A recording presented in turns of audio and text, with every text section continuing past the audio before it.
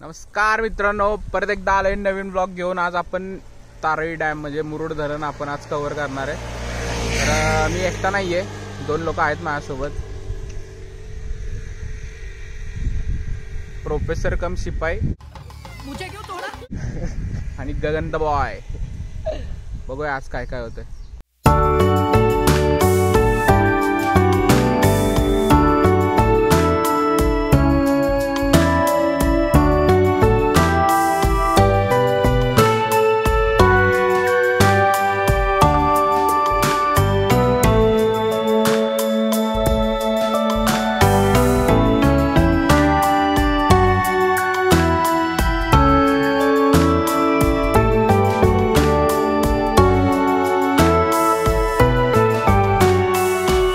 म्हणजे समोर जे दिसतात ना, त्या काही कारणांमुळे आम्ही पाठीमागचा व्लॉग इन्फॉर्मेटिव्ह नाही बनवू शकलो, पण नाही तेच की काही कारणांमुळे आम्ही पाठीमागचा व्लॉग इन्फॉर्मेटिव्ह बनवू शकलो नाही। तुमसे ना हो पाएगा, त्यामुळे आज थोडा इन्फॉर्मेटिव्ह व्लॉग बनवायच्या मूडमध्ये आहे मी। साताऱ्यापासून किमान 38 किलोमीटर अंतरावरती वसलेलं तारळी धरण। तर वाया बस येऊ शकता तुम्ही, वाया कार येऊ शकता, वाया बाईक येऊ शकता। निसर्गरम्य वातावरण जर एक्सपिरियन्स करायचं असेल तुम्हाला तर तारळी धरणाला तुम्ही नक्की भेट द्या।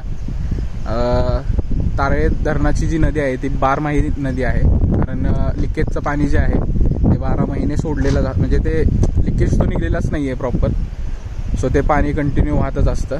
आणि धरण खूप मोठं आहे, आपण वरती गेल्यावरती त्याचे पण क्लिप्स मी दाखवतोच तुम्हाला। आणि रस्ते वगैरे पण खूप चांगले आहेत, आणि जे वातावरण आहे ना इकडचं एक्सपिरियन्स करण्यासारखं आहे। सातारा जिल्ह्यामध्ये म्हणजे सातारा पाटण ह्या भागामध्ये जर सर्वात मोठं धरण कोणतं असेल तर ते कोयना आहे, आणि त्याच्यानंतर आय थिंक सो, म्हणजे माझ्या माहितीनुसार, एवढं मी शुअर नाही आहे या गोष्टीसाठी, बट तारळी धरण एक त्याच्यानंतर आय थिंक सो की त्याचा नंबर लागू शकतो, कारण खूप मोठं धरण आहे। बाकी त्याची डिटेलमध्ये जी माहिती आहे ती मी व्हिडिओमध्ये पुढे देतच राहतो। तर वातावरण तुम्ही बघा, ही तारळी नदी आहे, समोर डॅम दिसतोय तुम्हाला, त्याच्यासमोर आपले 2 भादर दिसत आहेत।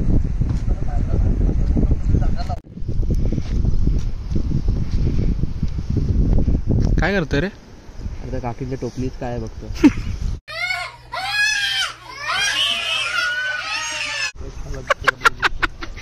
काय दिसतंय? काय कुठल्या तरी शेंगा घेऊन चालल्यात बहुतेक। अरे काय बघ, काकी चालतात, दिसला काकी चालल्यात पोतं घेऊन। हे बघा कुठे आहेत काकी, काकी तिकडे मला दिसत नाही। ऐकू आलो तुम्हारी शक्तियों का गलत इस्तेमाल हो रहा है भाई, समझो बात को। ये दुनिया बहुत खराब है ना। One eternity later. Finally destination वरती पोहोचलोय। चाय पिलो प्रोफेसर साहेब। सबस्क्रायबर हॅलो ब्लॉग मध्ये। तर धरणाला टोटल 5 दरवाजे आहेत, आणि त्याचे दरवाजाची उंची आणि लांबी सांगायला मुंबईवरून प्रोफेसर मागवलाय। प्रोफेसर सर सांगता जरा। बरोबर, ठीक। आणि धरणाची जी स्टोरेज कॅपॅसिटी आहे ती 165.70 मिलीमीटर क्यूब आहे, आणि जी धरणाची भिंत आहे कॉन्क्रीटची 73.41 मीटरची भिंत आहे। कशी भिंत जी आपली आहे ती 73 मीटर एवढी उंच आहे, आणि त्याची पूर्ण पूर्ण लांबी आहे, म्हणजे भिंतीची जी पूर्ण लांबी आहे इकडून या टोकापासून ते त्या टोकापर्यंत तर अराउंड 1100 मीटर आहे। 1 किलोमीटरला 100 मीटर जास्त।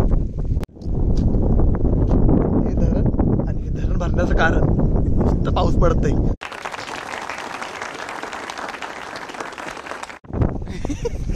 थोडं का होईना मी स्वतःला प्रोटेक्ट करण्यापुरतं काहीतरी आणलंय। काही बेडकं भिजतात, 2 बेडकं गणपती आहे म्हणून सोडतोय याला। वर जाऊन मारला असता त्याला. अच्छा. खरंच खूप वाईट वाटतं जेव्हा आपण असं, मी बसलोय पूर्ण असं जॅकेट वगैरे घालून, अर्धा काय आहे ना पण आहे, पण हे बघा ना तुझं जॅकेट आहे, मी दोघं मागतो. माँ खराब हो जाएगा, मैं माँ अम्मा बहन पे आ जाऊंगा, मैं इनकी अम्मा बहन पे.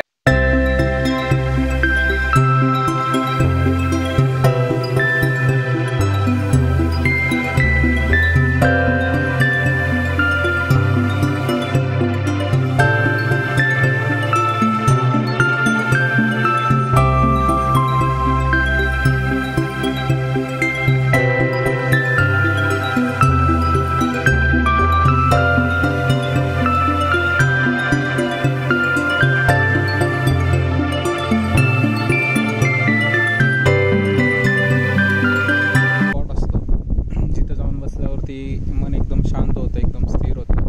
प्रत्येकाच्या लाईफमध्ये प्रॉब्लेम असतात, सगळ्यांच्या लाईफमध्ये आहे. बट काही लोक असे असतात की त्यांना मित्रांसोबत टाईम स्पेंड केल्यावरती त्यांना बरं वाटतं. माझं माझं पर्सनल असं आहे की मी एकटा जाऊन कुठे बसलो थोडा वेळ अशा ठिकाणी तर मी शांत होतो. किती पण काही पण प्रॉब्लेम असो, या ठिकाणी मी येऊन बसलो की 10 मिनिटात मी रिलॅक्स होतो. तर हे प्लेस ते आहे जिथं मी, असं मला वाटतं की डोळे बंद न करता मेडिटेशन केल्यासारखं मला तरी इथं असं वाटतं. एवढं शांत आहे. पाण्याचा तो खळखळण्याचा आवाज, हवेचा आवाज, एकदम शांतता. म्हणजे जो मुंबई पुण्याची लोक जे एक्सपिरियन्स करायला म्हणजे असे एकदम असे तीव्र हे असतात ना की आम्हाला जायचं आहे कुठेतरी शांत व्हायसाठी, रिलॅक्स करायसाठी. जर तुम्हाला खरंच रिलॅक्स व्हायचं आहे, खरंच तुम्हाला तुमचं माइंड फ्रेश करायचं आहे, मन शांत करायचं आहे, एन्जॉय करायचं आहे, एक्सपिरियन्स करायचा आहे, तर तुम्ही नक्की येऊन एकदा इथे भेट द्या. तुम्हाला खरंच खूप चांगलं वाटेल. हे प्लेस माझ्यासाठी काय आहे तर मी शब्दामध्ये सांगूच शकत नाही. जेवढं मी सांगू शकतो तेवढं मी सांगायचा प्रयत्न केला आहे माझ्या पद्धतीने. आणि ही जी ग्रीनरी आहे, मी फिरलोय खूप, साऊथमध्ये पण फिरलोय, हे जे एक्सपिरियन्स करायला आपल्या महाराष्ट्रात भेटतंय ना, हे कुठंच एक्सपिरियन्स करायला नाही. महाराष्ट्र हा जगातला म्हणजे बोलतात की जम्मू काश्मीर स्वर्ग आहे, पण जर खरा स्वर्ग बघायचा असेल, जम्मू काश्मीर तर आहेच, ऑब्वियस गोष्ट आहे, बट खरंच स्वर्ग बघायचा असेल तर पावसाळ्याच्या 4 महिन्यातला 1-2 दिवस तरी काढा आणि महाराष्ट्र फिरा. सह्याद्रीच्या पर्वतरांगा फिरा. तुम्हाला समजेल की काय आहे सह्याद्रीमध्ये, काय आहे, महाराजांनी काय बघितलं सह्याद्रीच्या त्या पर्वतरांगांमध्ये. मी तर बसलोय वाट बघत, तिकडं कुठेतरी जाऊन काहीतरी करून आल्यात. आता काय करून आल्यात? सनबात नक्की सनबातच केला का? नहीं सारुण के यहाँ कुछ तो गड़बड़ है. आम्हाला म्हणतोय मध्ये गेलं तर बाहेर यायला किती वेळ लागेल फोन. तर बोललो बाई मी तर येईन, तर तो बोलतोय मी पण येईन, पण कसा?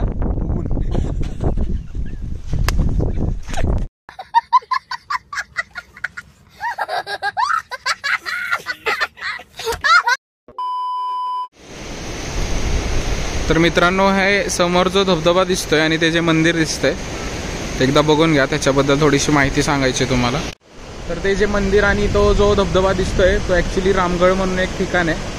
तर रामगडचं वैशिष्ट्य असं आहे की छत्रपती शिवाजी महाराजांचे जे गुरु होते रामदास स्वामींनी जो दासबोध ग्रंथ लिहिला, तो ग्रंथ त्यांनी तिथे एक गुहा आहे तिथे. तर त्या गुहेमध्ये एक शिवलिंग आहे आणि त्या शिवलिंगाच्या बरोबर समोरून तो धबधबा वाहतो. त्या गुहेमध्ये बसून त्यांनी तो दासबोध ग्रंथ लिहिला आहे, त्यामुळे त्याला रामगड असं नाव पडलं आहे. तर त्याचा एक सेपरेट व्लॉग येईल, या थोड्या दिवसातच येईल. बट ही खासियत आहे. तर सह्याद्रीच्या पर्वतरांगा. काय म्हणायचं आहे बाई? अक्की कसं वाटतंय ब्लॉगमध्ये येऊन? छान गगन, मजा आहे गाईस. हा धरणाचा पुढचा व्ह्यू आहे. 2 दरवाजे उघडलेत. बाकीचं जे पाणी येतंय ते दरवाजाच्या वरून उडी मारून येतंय. म्हणजे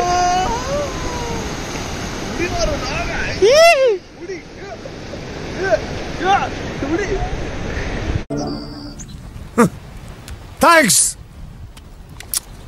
Love you. Forever.